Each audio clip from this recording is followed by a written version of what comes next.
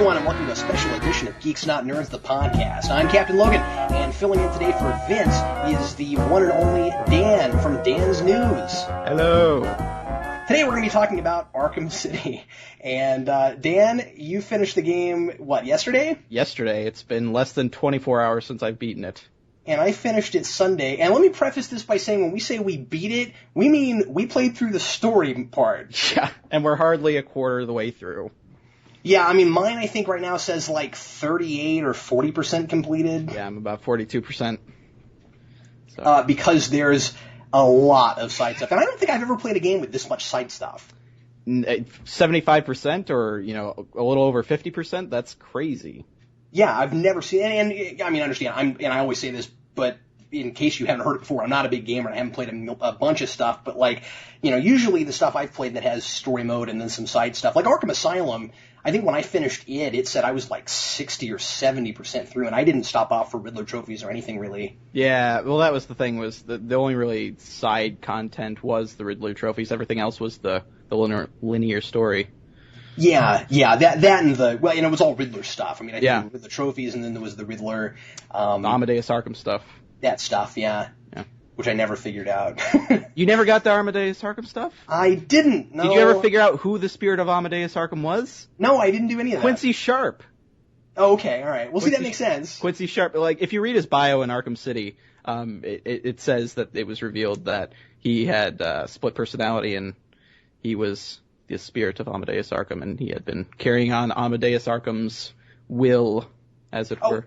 And now that you say that reminds me, we should say this right this very minute, and I will put this in the title and everything, but we are going to spoil the crud out of this game. Yes. I usually try to avoid that sort of thing. This is a lot of the reason, by the way, that I don't do reviews for Superhero Rewind until 2 years after movies come out. Mm-hmm. Part of that's also to have it in the public consciousness and all of that. And so this is unusual for me, but we wanted to kind of, and this isn't going to be a straight review, this is going to be us just kind of chatting about the game, but we talked about this and we could not figure out how we were going to talk about what we liked about this game without just revealing things. So if you haven't played it and you don't want to know, stop now and listen to it later after you've finished. Yeah, certainly. Anyway, that's my little thing about that. So let's jump straight into it, Dan. Well, since we're spoiling things, anyway, what did you think of the ending? The ending, which ending? I mean, well, there was kind of two stories going throughout the entire game. One with the Hugo Strange stuff, and the second with the Joker and the Cure and all that stuff. Right. Well, I guess both, because there are two giant reveals. Yes. For both stories. One being all the stuff about Ra's al Ghul, and I'm going to call him Raish this time, because that's his name in this game. Yeah. And in the animated series. In the animated series, yeah. I wonder if there was the discussion there. I don't know. Are we going to call him Raish, or are we going to call him Roz? And then you've got everybody who's worked on this stuff before. We always called it Raish before. Exactly. Yeah. I've always read it as Roz, but Raish is. And it's Roz and Begins. Yeah, exactly. But I don't know where the pronunciation. Does it always have that line over the A? Because I noticed in his bio in Arkham City has the line over the A. More often I've seen it as an apostrophe before the S.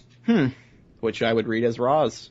Yeah, me too. Well, anyway. So you got the big reveal with Roz, being behind the whole thing with I didn't see him, as then a crazy reveal.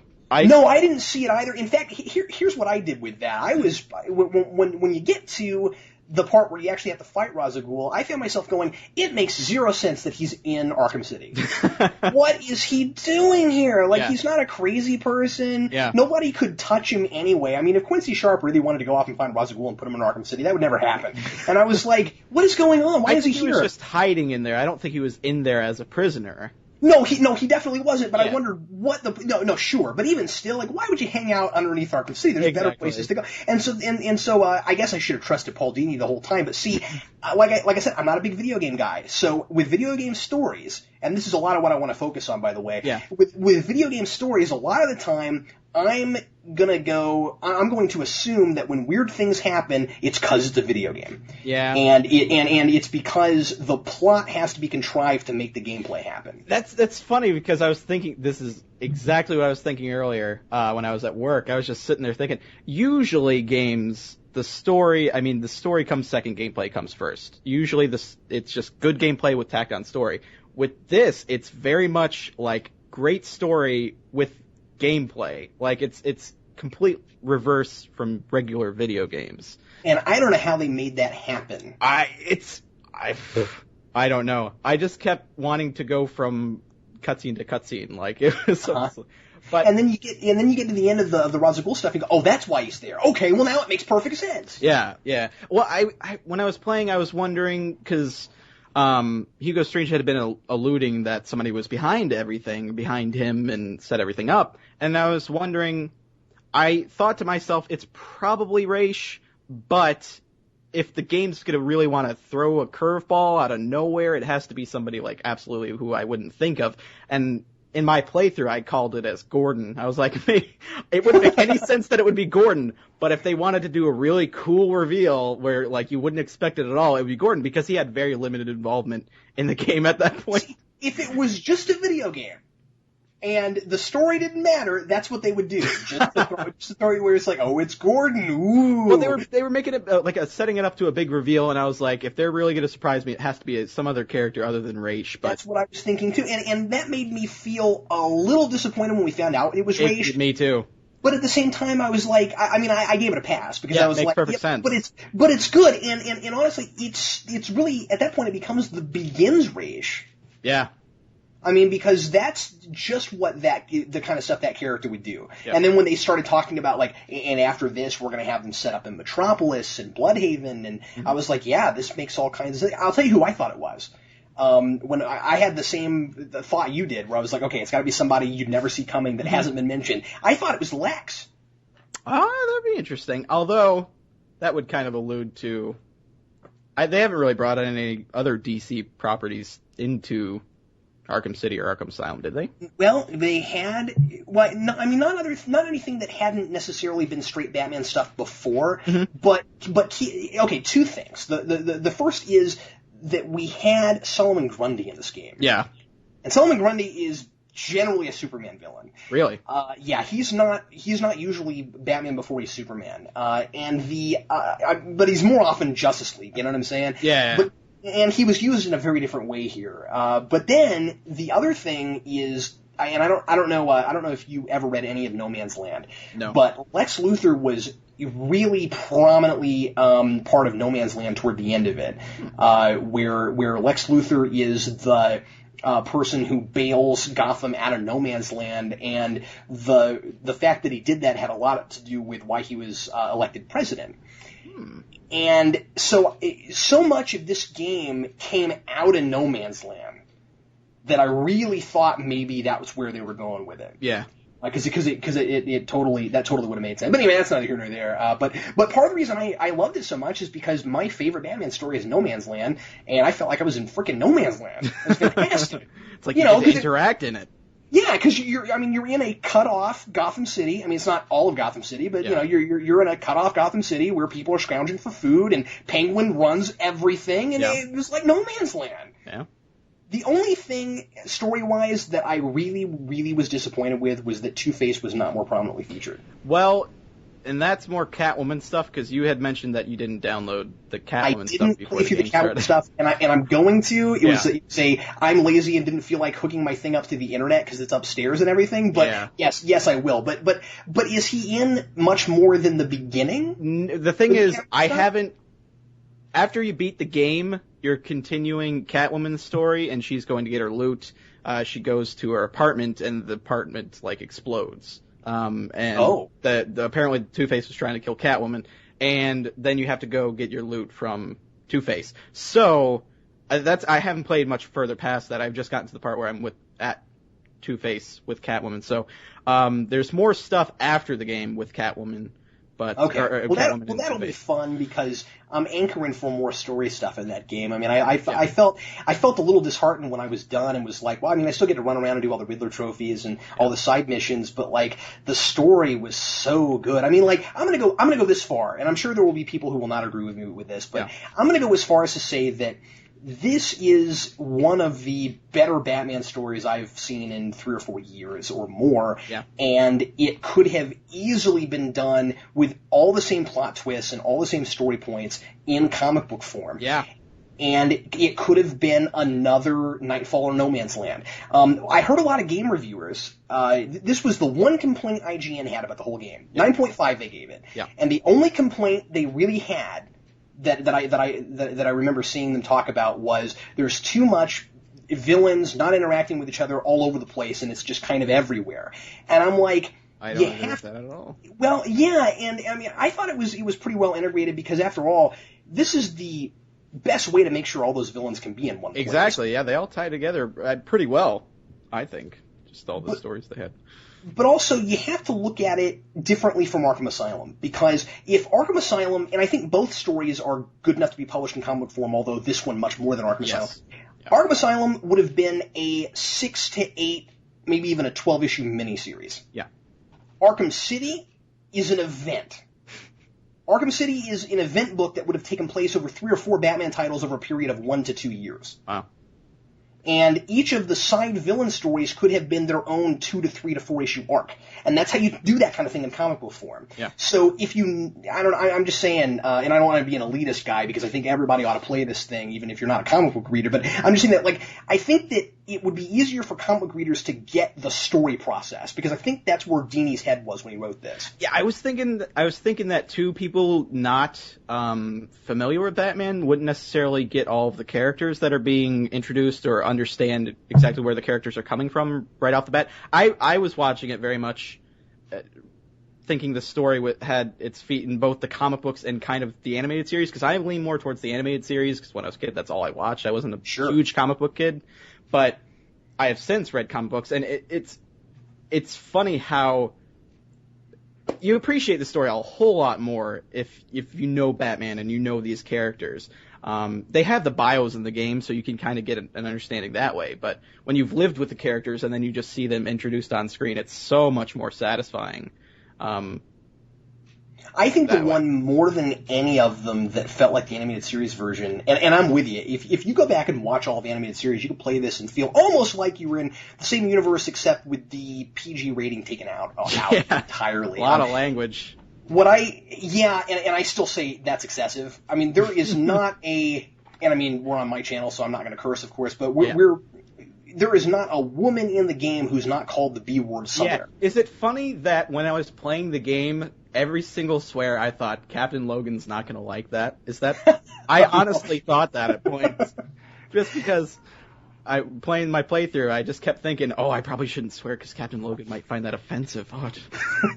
Oh, that's not that I find it offensive. It's just that I try to keep my channel all ages appropriate. So listen to it. But yeah, that's hilarious that you actually thought that, Dan. No, it just becomes excessive and silly. I'm like, okay, so Poison Ivy, Catwoman, Vicky Vale, Harley Quinn, all of these ladies are B words, every one of them. Yeah. If you're a woman, you're the B word. There's a lot of sexual innuendo in the game as well. Did you catch that? Yeah. No, there's plenty of it's like, Catwoman, I thought she swung both ways. Yeah. Wait, what do you mean by that? Oh, no, not that way. Like that kind of stuff. And I hate to say it, but there are a couple of those that actually are kind of funny. Yeah, no, they're funny. I dug the Poison Ivy ones a lot, because there was one where it's like, she's hot, but I wouldn't get anywhere near her because she's scary, and yeah, I don't know. Yeah, but I actually... The Thud Talk was awesome. Which one? Just generally. Like the thugs talking. Yeah, the conversations. Have you... Oh, okay, you told me before we started recording that you hadn't done the part with Nora Freeze yet.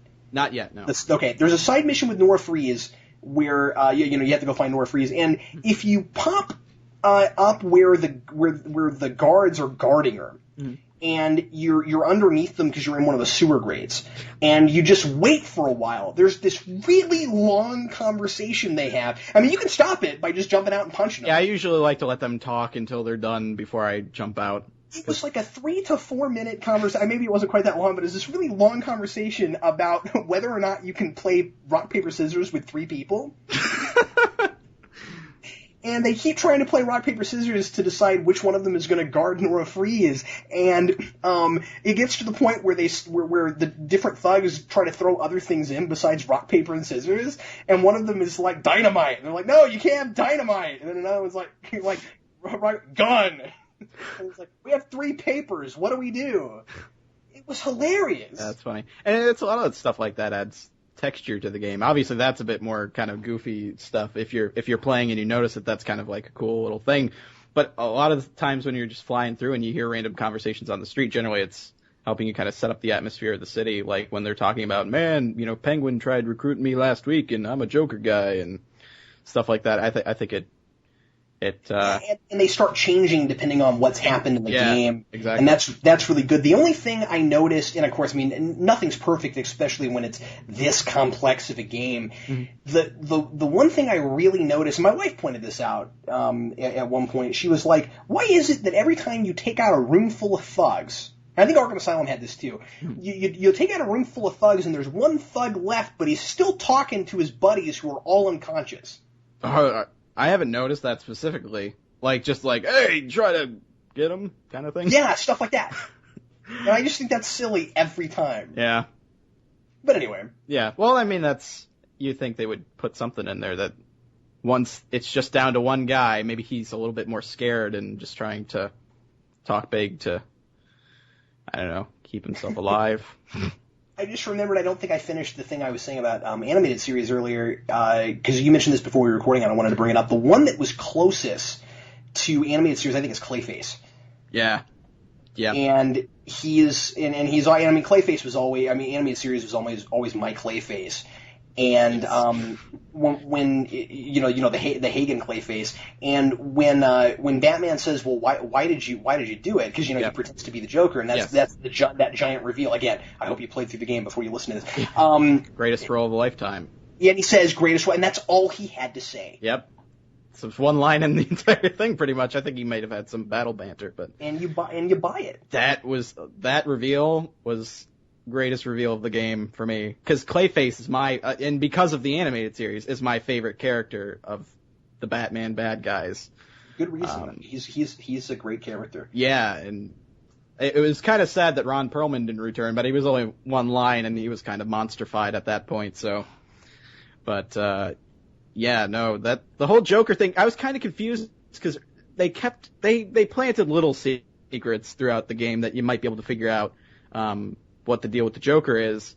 And where was I going with this? The part when he's cured himself, and the first time you see him cured, quote unquote, when he's putting on the lipstick or whatever, and he turns around, like when he's looking in the mirror, he's all diseased and everything, and he's not quite cured. But then when he turns around, he is cured. That's the first kind of blatant hint of that something's not going right, because when he turned around and he was all healthy, my reaction was like, what? They just showed him all sick. I don't understand what's going on. Me too. I was so confused. And I was like, well, maybe that's an artistic choice. Like, and I was like thinking to myself, why would they do that? And then later he's acting like he's actually cured, and you're like, what happened? Yeah.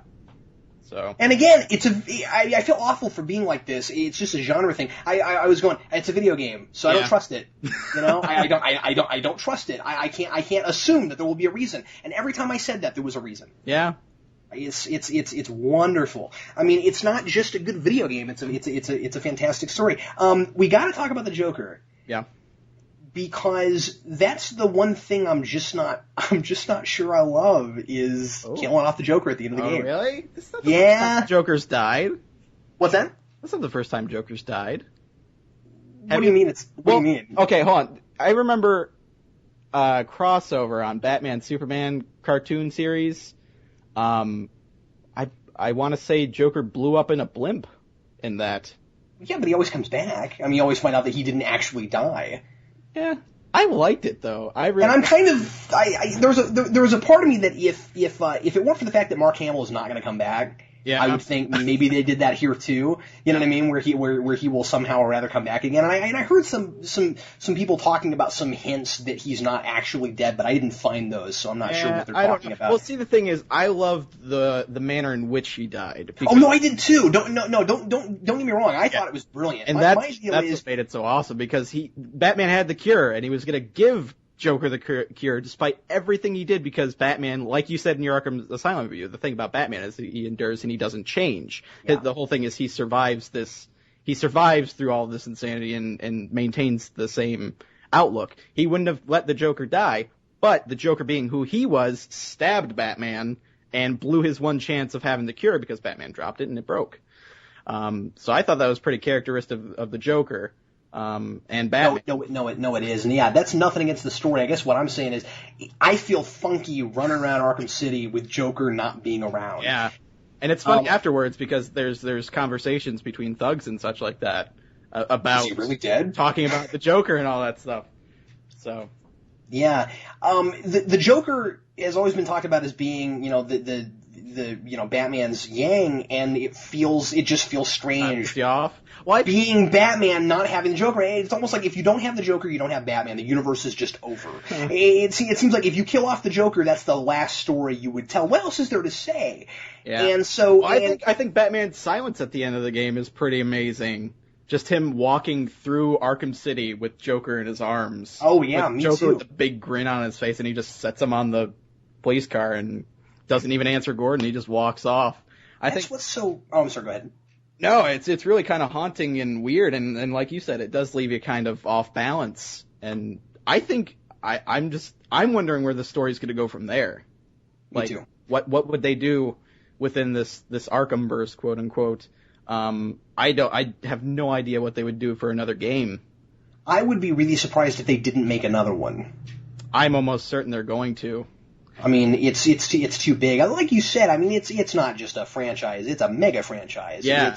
It is as big in the video game world as Begins and Dark Knight is exactly. in the movie world. I don't think you can over exaggerate how big it's gotten. No, this game is the Dark Knight of video games. Like it's just.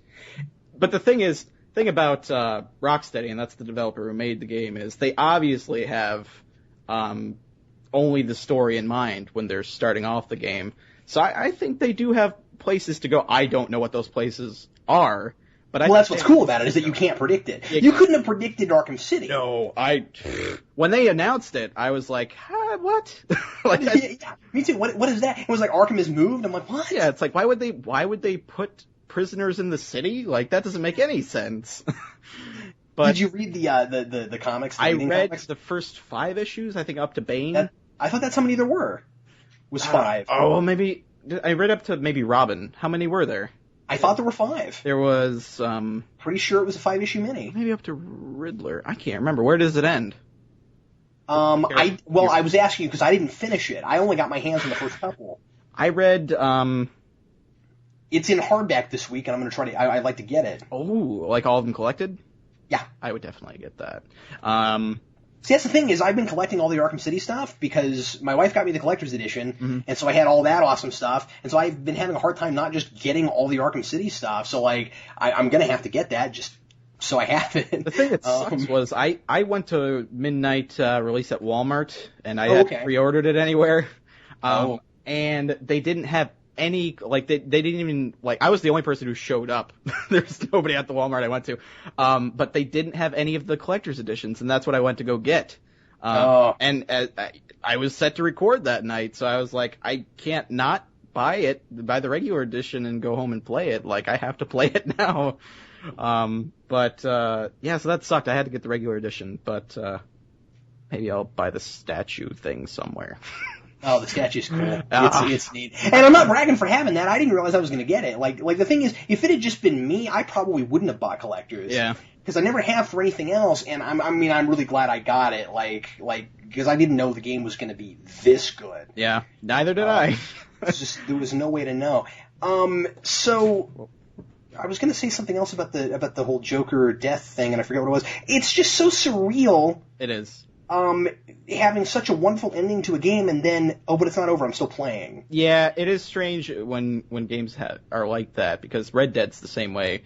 You probably never played Red Dead Redemption. I haven't. It's a similar kind of thing, too, in the sense that it's an open world. It's open world. Yeah, I know what kind of game it is, I just haven't played it. And Red Dead has that kind of ending where a lot of stuff goes down, and then afterwards, you're playing, and it doesn't quite feel the same, because a lot of things are different afterwards, and it doesn't quite make sense going around doing the things you're doing after the story has played out. But yeah, at least with City, it kind of does, because you've got all the thugs and people again. It's funny how much we're talking about thug talk, but I mean, you've got all these people talking about well, who's in charge now, and all that kind of stuff. And so I mean, it's not like it's over and now you're back in the game. I'm almost kind of waiting to see if there's more story. You know what I mean? Yeah. And I'm sure there's not, but I mean, I found myself right afterwards being like, well, it doesn't feel over. Yeah.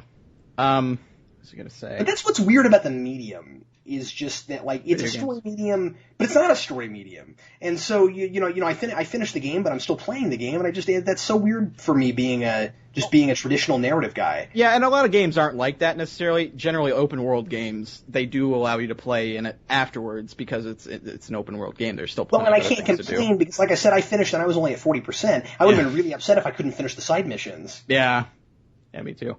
What do you think of? Wait, you didn't play Arkham. You didn't play Arkham Asylum all the way. You know the story, but yeah, I played all the way through the story. One of the things I talked about. I didn't do much of the side stuff, and honestly, I had not finished it before I did my rewind. Yeah. So I had to knock it out so I could do that review. Well, one of the concerns or questions that I had arisen was the best part of Arkham Asylum are the Scarecrow missions, or whatever, Scarecrow levels, sequences. Absolutely, and that's where most of the story is. Exactly, and that's where a lot of the awesome story stuff is. I was wondering what that was, what Arkham City was going to have for that, like if there was going to be anything like that in Arkham City, and I think the Mad Hatter sequence, as well as the Ra's al Ghul sequences, were very much awesome. But they weren't on the same level. They weren't, no. As the Scarecrow stuff. I loved the introduction to the Ra's al Ghul segment, where Batman's laying and he's pretty much about to die, and the doors open and it's just like heaven, and then his parents walk out. That was cool. And I was like, you know what I was doing? I was like, where's Scarecrow? And I think I had played the Mad Hatter sequence before that, so I was thinking, oh, maybe the Mad Hatter sequence was kind of like supposed to be like the Scarecrow kind of sequence, but that was really cool. That was probably like the Crime Alley kind of thing. Is it Crime Alley? Yeah. It was. Kind of thing, harken back to Arkham Asylum. So yeah, like that sequence was very powerful to me in the Arkham Asylum, and equally as powerful in this one, where it's like Martha. Was Martha saying? Was she telling him to go into the light? Yeah, that's exactly what she was saying. And I was like, don't go into the light, Batman. But I'm somewhere where I don't know where I am. If you see towels, you're probably in the linen closet again. Deanna Troi, where are you? Oh, God. I need to find you. Anyway. Oh, man, that's great that's the first place where your head went. Well, that's my friend and I quote that all the time. Because it's hilarious. It is super ridiculous. Anyway, so yeah, that. At the risk of sounding all studious or whatever, I'd say that with Arkham Asylum, you needed the Scarecrow things because the whole thing was about, Batman living his worst fears. Mm-hmm. And you get to Arkham City, and you can't have anything in his head any scarier than what's actually going on. Yeah. And that's what's so amazing about it is I was missing the Scarecrow scenes for exactly an hour. Yeah. Until I started really thinking about the impact of the actual real world events. Mm-hmm. And actually playing it. I mean, the first one is about being Batman. The second one is about being Batman, but being in this extremely scary, unimaginable situation, and that just keeps getting scarier and scarier. I mean, it's bad enough at the beginning, and then people talking about they're not getting fed and weird stuff like that, and then when you finally figure out what Protocol 10 actually is, it can get worse. My God, how could it get worse? Now, wasn't that sanctioned by City Hall? I don't understand that. Because I'm like, wait, they're sanctioning the murder of prisoners? Yeah, that all was pretty nuts. Because when they were talking about that, and they're like, when it started happening, I was like, man, this is horrific. But then I started thinking, wait, didn't City Hall say this was okay? That's what makes it worse. The only thing I could say that backs that up is that that's how corrupt Gotham City is. I guess. And and perhaps you could say that what they're really saying with the game is that Gotham City has become Arkham Asylum. Yeah. The whole city is Arkham Asylum now. We've got a third of the city that has become Arkham City, but like the whole thing is like that now. Yeah. This is the place we live in.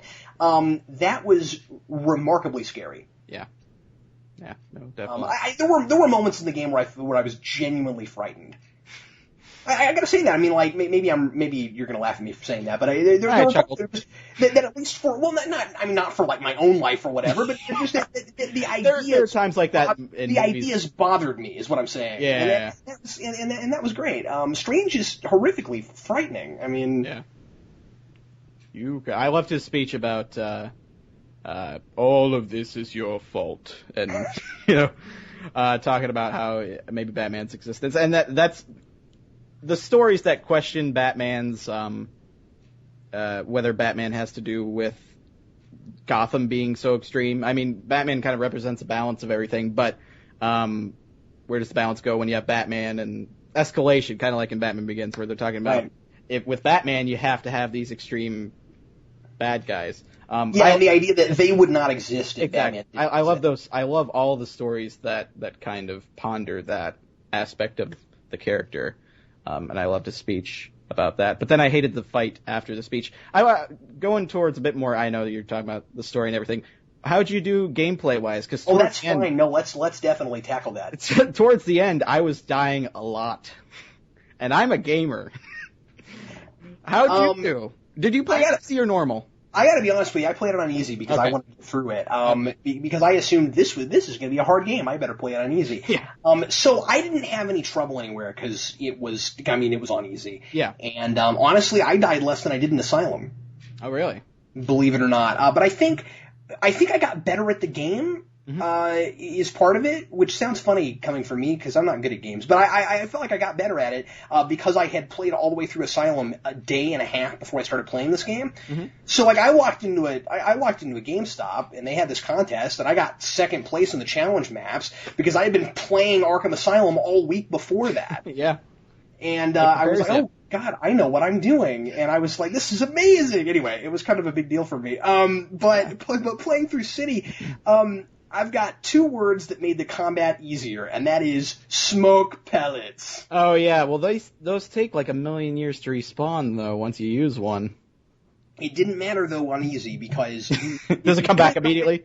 No, not at all. I'm just saying, if you put it in the right place, you can actually fight guys with guns in this game. Yeah, definitely. In Asylum, you couldn't fight guys with guns. No, not at all. You'd walk up to one guy with a gun and you'd be dead. Not always, but a lot of the time it was like that. And with this, I mean, you got a smoke pellet, and it seemed like the game was actually inviting you to attack people who had guns. Yeah, well, and towards the end... a lot of rooms have guys with guns. Like, there's no way to Arkham Asylum, a lot of the time, they had little ways you could take out people silently. A lot of these rooms, they were making it incredibly hard for you to take people out one at a time without other people noticing. So you just had to jump in the room. Yeah, take out everybody. Especially once they started putting proximity mines down on the ground.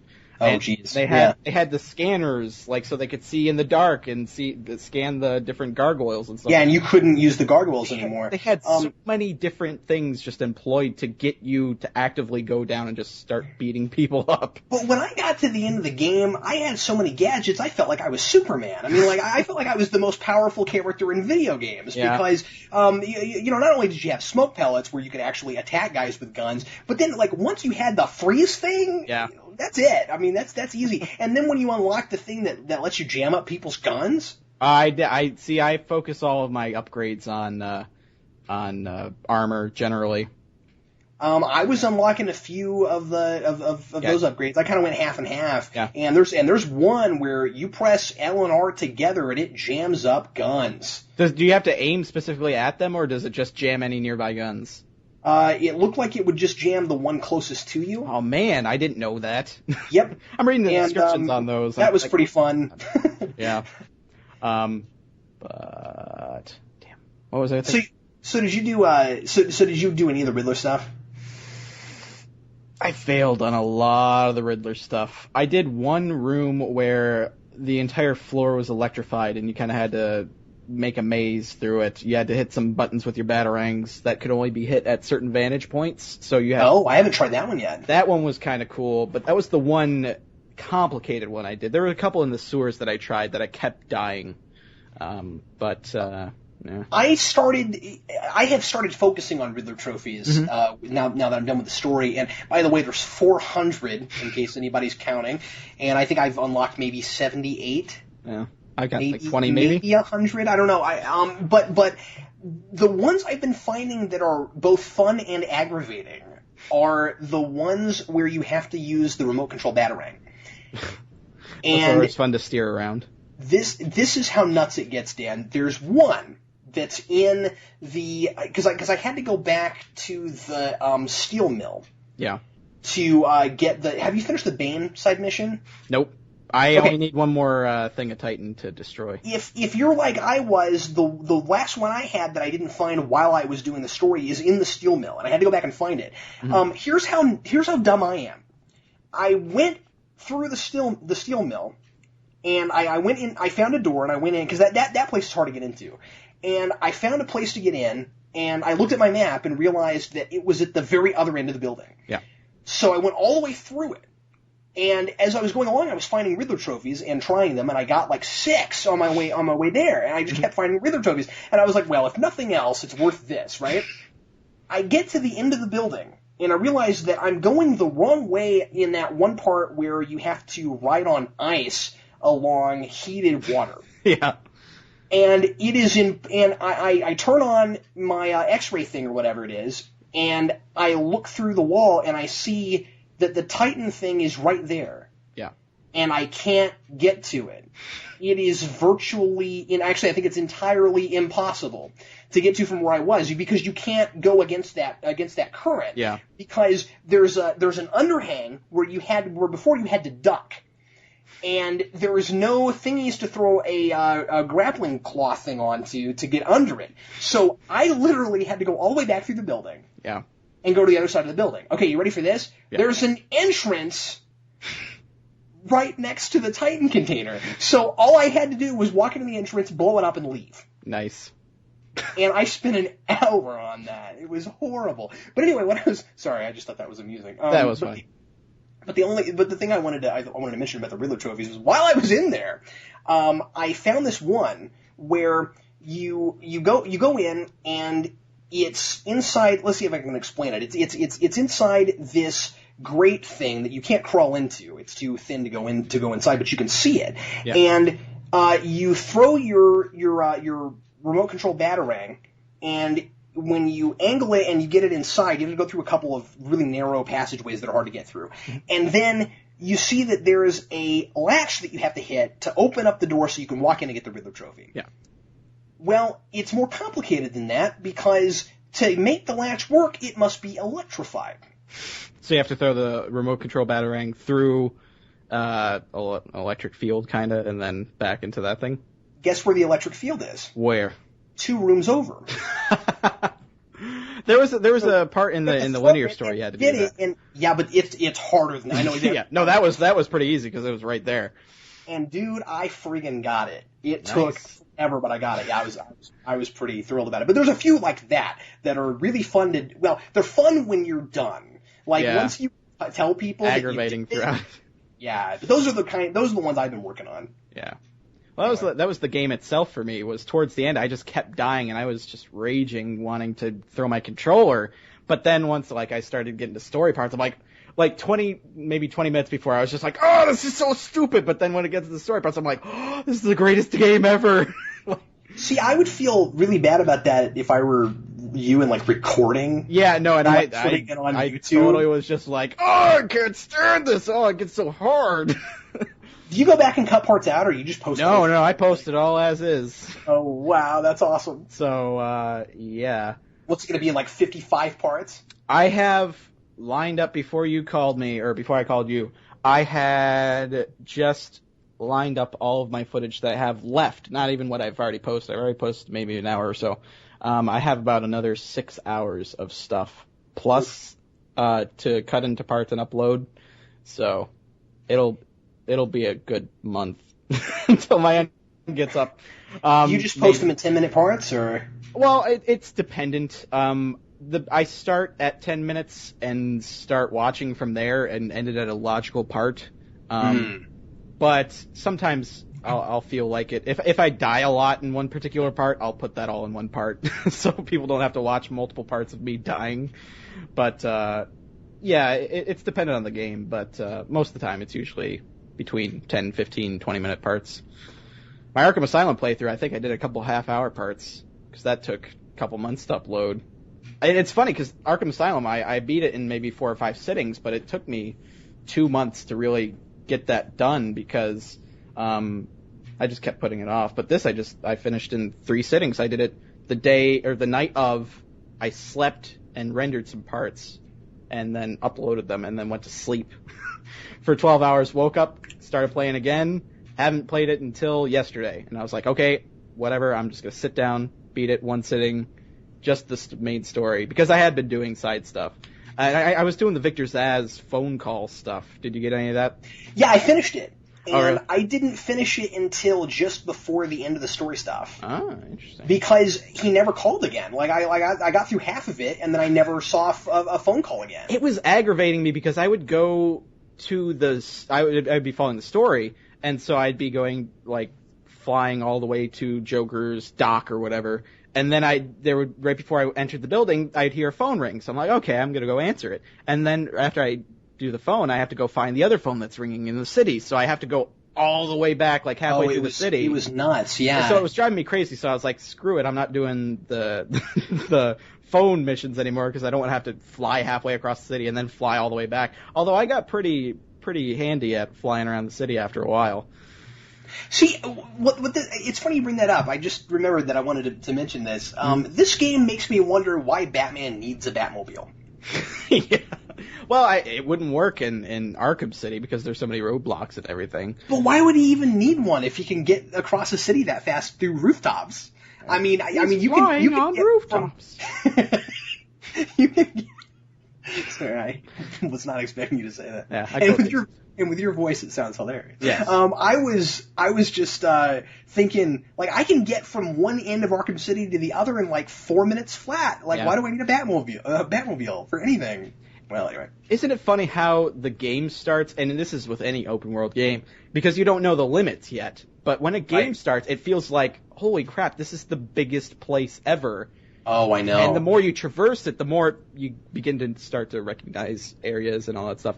And it becomes a lot more smaller, and you kind of realize how far you could go with places. But, man, when this game started, I felt kind of overwhelmed. Me too. And I was overwhelmed also because I ended up starting like 4 side missions at once on accident. They just kept going, and I couldn't keep track of it. I was like, where do I go? What am I supposed to do? I can't decide if I want to go here now or here now. Yeah. And like the Zsasz call, like you said, would get me across the city. So I'm like, well, I don't want to go all the way over there and do the story part, but there's this other side mission I could do right here.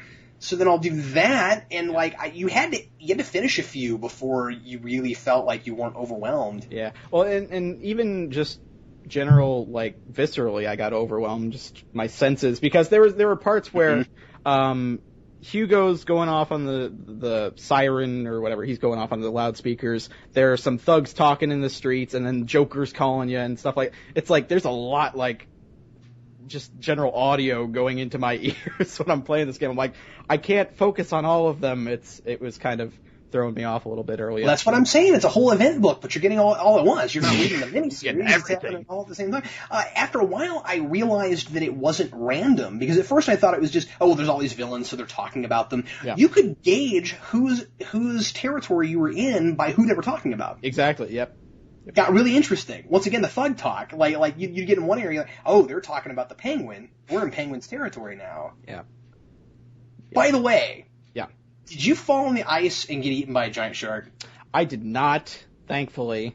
I got scared the crap out of by a shark twice, and I knew it once I got to the point where I was going to the main end of that level or mission or whatever. I was like, okay, this is probably going to be the last time I'm going across this ice, and I know a shark is going to pop out and scare the crap out of me. And it happened. The thing is, I didn't see any story about there being a giant shark there yet. And somehow I missed that part, and then it happened afterwards. I don't remember exactly what the deal was, but like I managed to get across the ice before I knew there was a giant shark. Oh, really? Yeah. Like, that's one of the first things that happens.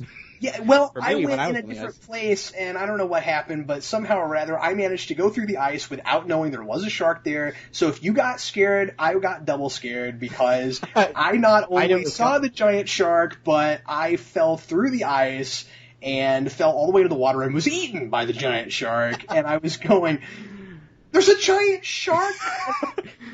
I was saying, use the shark repellent, Batman. I was going to say, how many Batman fans were saying that? Yeah. Like, no, that's why they put that there. Yeah, probably.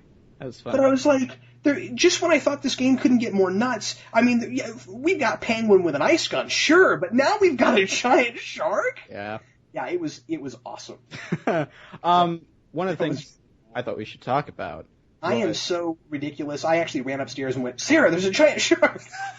Yeah, that's pretty crazy. But one of the things I was talking about, the amount of characters that die in this game. Astounding. Staggering. A lot of characters die. We got Ra's al Ghul or Ra's al Ghul, I guess. Maybe, I don't know, maybe he could be brought back. Well, who knows? He can always be brought back. I mean, if you remember the beginning of the game, Batman goes, he's dead. Yeah, that's true. Hugo Strange, he got blown up. Talia. Joker. That was kind of neat too, wasn't it? The reversal, where it was like Joker kills her, and then she kills Joker, and then Joker kills her. Yeah, I didn't see it coming at all. I thought she might have killed. I was like, well, it's kind of anticlimactic. I'm not sure if he's dead, but. And I was still in a mindset where I was like, oh, they'll kill off Hugo Strange, but they won't kill off Talia. Yeah, no, she got shot. And potentially Clayface.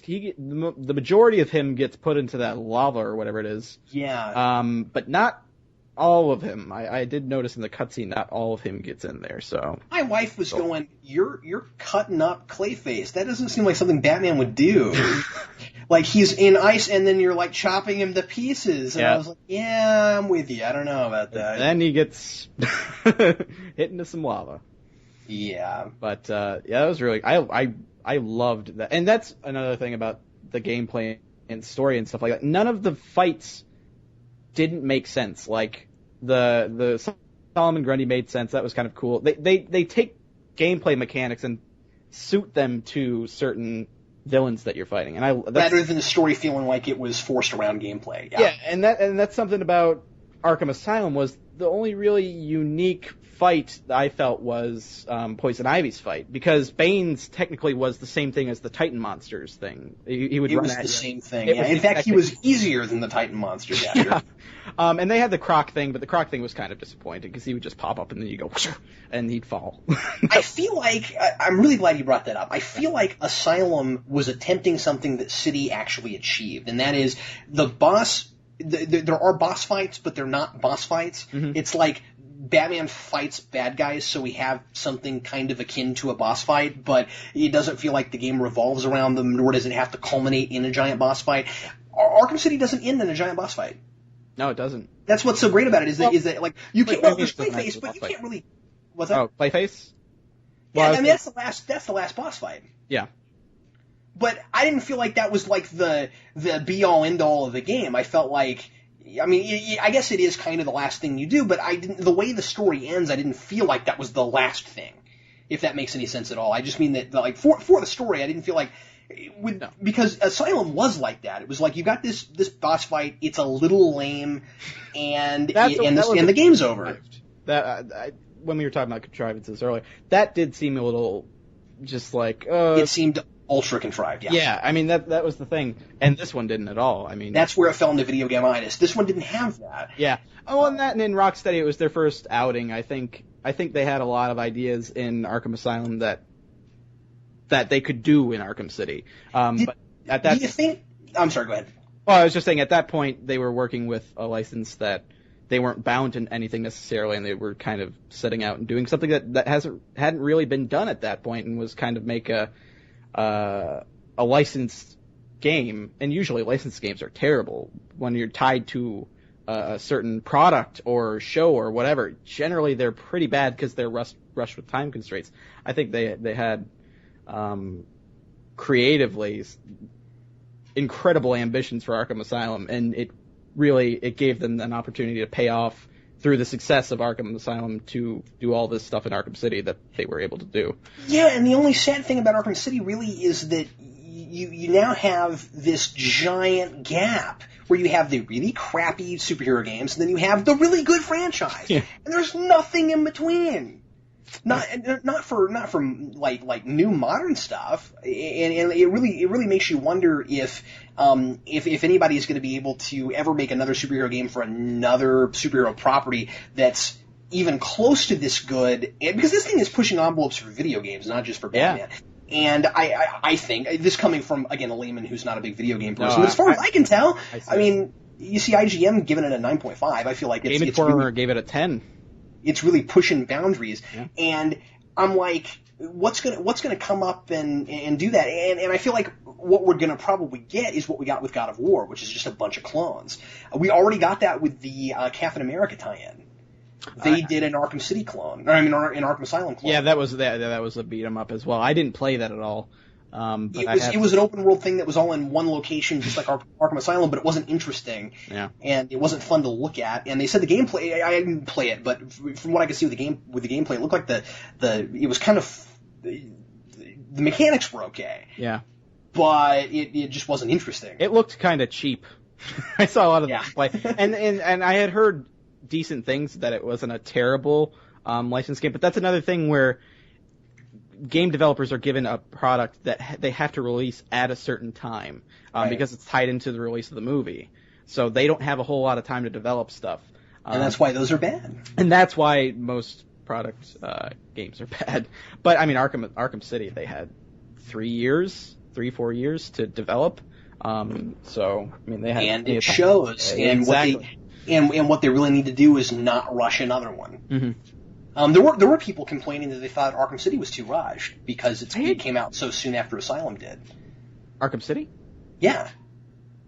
That like, well, when it was announced, because I think people didn't realize how long they were going to wait. They announced it really early. I mean, we had a teaser trailer like a year ago, and I think a lot of people were really worried about that. And then the same people complained that it got put off so long. So I don't know. Well, I had heard because when I play something or I beat something, I like to kind of absorb a bunch of different opinions on it. I mean, I maintain my own opinion, but I like to see what other people thought of it. And a lot of people were talking about how Arkham City was pretty short. I didn't get that at all. I mean, I found it to be a pretty lengthy single-player game. No, and because the side stuff is good, I'm still playing it. See, it isn't just that, you play the story and then, it's got side stuff, but who cares? Like, the side stuff is still really good. Like, and a lot of the side missions, if you wait on them, I mean, there's still some story in those. Yeah. And that's something that's pretty awesome that Rocksteady did, was they have side missions, and that's kind of a staple of video games, but they actually gave the side missions substance because they have them related to these characters. I haven't even done the Deadshot stuff yet. I've been introduced I haven't seen Deadshot yet, but I know that he's out there, and I didn't explore to find him. I'm too in on that. There's a couple of actually, is that Deadshot or is that... No, it is Deadshot. It is Deadshot. I saw him... There's two things where he kills people, and I found the first two, and I haven't done the third one yet. Yeah, I found the first one. He's actually in the beginning, as far as I can tell. Yeah, I think so. He's one of the people in line when you're going through. Oh, I didn't notice that. Yeah, he's the last guy who says, "You're on my list, Wayne," and then he goes... And I'm like, is that Deadshot? Have you found Azrael yet? Who? Azrael? No. Okay, Azrael is the guy. I hate to spoil this for you, but you sound like maybe you don't even know who Azrael is. Well, I might. I don't know though. Azrael in comic books, or not the original Azrael, but the first Azrael we really know is the guy who took over for Batman when he got his back broken by Bane. Oh, okay, and so that's why that's Jean-Paul Valley. He was the first important Azrael for the sake of okay, yeah, I know what you're talking about. There's of course a whole legacy of Azraels, and I don't know if the Azrael in this game is him or probably the one after him, who I don't know anything about because I didn't read any of that stuff. But anyway, he's the guy who I'm almost positive he's the guy who finds you on the roof and is like, "Oh, you're here." Oh yeah, and he disappears. That's who that is. Okay, interesting. Because I did that, but I didn't continue trying to find I have found him twice. I haven't continued on either. I'm going to be really surprised if that's not who that is for two reasons. A, he's holding the same weapon that Azrael always has. And B, somebody sent me an email a couple days ago and said, "Have you found Azrael yet?" And so I'm assuming that's who that is. But, like, I just think it's funny that they're treating that like a reveal, because I'm like, if you know who Azrael is, it's pretty obvious that that's Azrael. He's holding I think he's wearing the same mask. I don't know. Azrael. Yeah. I don't get it. Well, anyway. What'd you think of the beginning? I thought the beginning was pretty awesome. It's funny. We're coming up on an hour, and now we're talking about now we're talking about the beginning. Well, we talked about all the other important. Well, I felt like we started with spoilers. I should go. So how's the ending? It immediately sucks you in, and I think the point of how it opens with Bruce Wayne being brought in the way he is in handcuffs and everything is this is going to be something that's not like what you've played before, and it's going to be intensely story driven. Yeah, I had no idea it would start with that. No, me neither. So, but I was wondering what the legality of all that was. I mean, because he had so many political prisoners inside the city. I'm like, how is he just like taking these people and everybody's okay with it? But like you said before, that shows how corrupt Arkham City or Gotham City is. It's that messed up. One thing I'm gonna actually complain about for both games in the franchise now is I don't like how Gordon is characterized in this. Yeah, I think I caught that in your Arkham Asylum review. I don't think the voice actor who played him in the animated series is he. Oh no, he's not dead. It's not him. I'm not sure. No, it's not him. No, I'm certain. I know it's not him.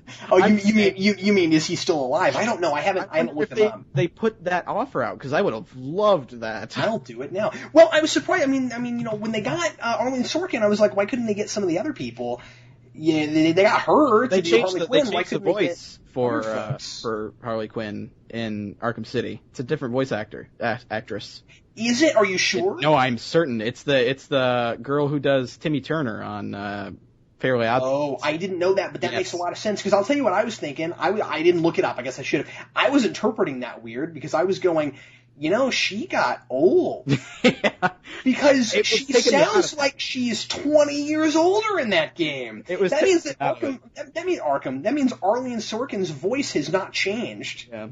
And she sounds fine. But then they got somebody who sounds like a 20-year-older version of her.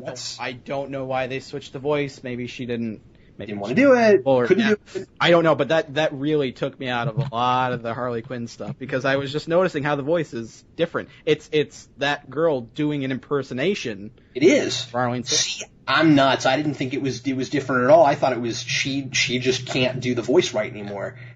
That sequence where she has the duct tape over her mouth and she's taped up to the thing, like when she's going, I'm like, that sounds like Timmy Turner. Like, you can totally tell. And a lot of people were commenting on my playthrough about how all they hear is Timmy Turner whenever they hear her. They don't hear Harley Quinn. I'm wondering why they did that. But yeah, you're completely right with Gordon. Cause here's the thing with Gordon. So that's Bob Hastings. Mm-hmm. And Bob Hastings did a voice for Mafia 2, and he hadn't done anything before that since Mystery of the Batwoman. So from between 2003 and 2010, he's got no credits at all on his IMDb page. Are you talking about the guy who did Gordon in... Who did Gordon in the animated series. Oh, okay. Yeah, no, I'm sorry. Yeah, I'm talking about the guy who did Gordon in the animated series. And the fact that he's done nothing and then was a judge on Mafia 2... makes me really wonder why they couldn't get him for this. Yeah, Mafia 2. Or why they didn't try to get him for this. That's so weird. That is very strange. Maybe they were going, because Gordon in Arkham Asylum was a lot bigger than I'm used to seeing Gordon. Everybody in that game looks like they're pumping something. But yeah, I don't like the gruff-sounded Gordon. No, he felt sluggish, and I'm just like, because what sets him apart from all the corrupt cops? Like he sounds just like them. Yeah. And I don't know. I don't mean to be fanboyish about it. Because I guess it would be easy for me to just. It would be easy for people to just say, well, Captain Logan, you just want your version of Gordon. Like, yeah, but he wasn't cool at all. Like, yeah. I don't know. I didn't like him. And so then you get Arkham City, and he's not really in it much, and so you got to wonder, like, what is he doing to stop all this? He's going to city council meetings where they approve the murder of many inmates. Apparently so. And going, I don't want that to happen, but okay, I guess it's going to happen because you guys approved it. And then we'll be waiting outside with cop cars. That's so silly. That's why I thought it might be Gordon, because he hadn't been doing anything in the game. That's the one thing that this game really could have used was more Gordon. I would have gone as far as to being okay with Gordon being a, I don't know, playable character. That's just me. But I mean, Gordon is so big in Batman mythos that, yeah, we could totally play as a cop in this universe and it would be okay. Yeah. But I don't know. That's asking a lot. Yeah, that's the thing about Gordon is in the animated series and in the comics, he's an endearing character. I mean, he's a guy you want to be, your uncle. Like, he's such a good guy. And he just comes off as, in these games, just like, Batman, I don't know. I gotta mention real quick that it's cool that Catwoman's playable. Of course, I haven't played as her yet, but it's cool that she's playable.